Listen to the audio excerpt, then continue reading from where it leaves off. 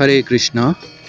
1971-এর জুলাইয়ের শেষে শ্রীল প্রভুপাদ গেঞ্জ বিলে এসেছিলেন।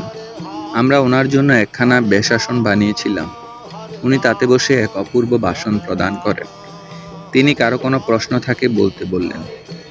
একটি যুবতী মেয়ে একটু গর্বিত স্বরে প্রভুপাদকে বলল, আমি দেখছি আপনার এখানে প্রায় সকলেই অল্প বয়সী, কেন? প্রভুপাদ তৎক্ষণাৎ বলে উঠলেন, তোমাদের বিশ্ববিদ্যালয়ে অধিকাংশই তরুণ তরুণীরা কেন রয়েছে? মেয়েটি হতচকিত, ওর হাতের কলমটি পড়ে গিয়েছে। মেয়েটি হতবাক, তারপর বলল, সেটি শিক্ষার বয়স কিনা?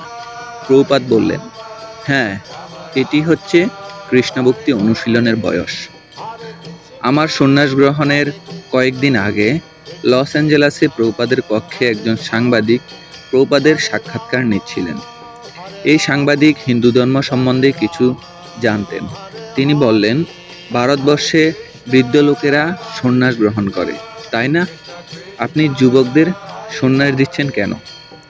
প্রভুপাদ সঙ্গে সঙ্গে প্রশ্ন ছুড়ে দিলেন, বৃদ্ধ বলতে কি বোঝায়? ওই ব্যক্তি উত্তর খুঁজে পেলেন না। প্রভুপাদ বললেন, বৃদ্ধ মানে মৃত্যু পথযাত্রী। তুমি কি বলতে পারো আমি তোমার থেকে বৃদ্ধ? তুমি কি বলতে পারো যে তুমি আমার আগেই মারা যাবে না? উনি তার উত্তর দিতে পারেননি।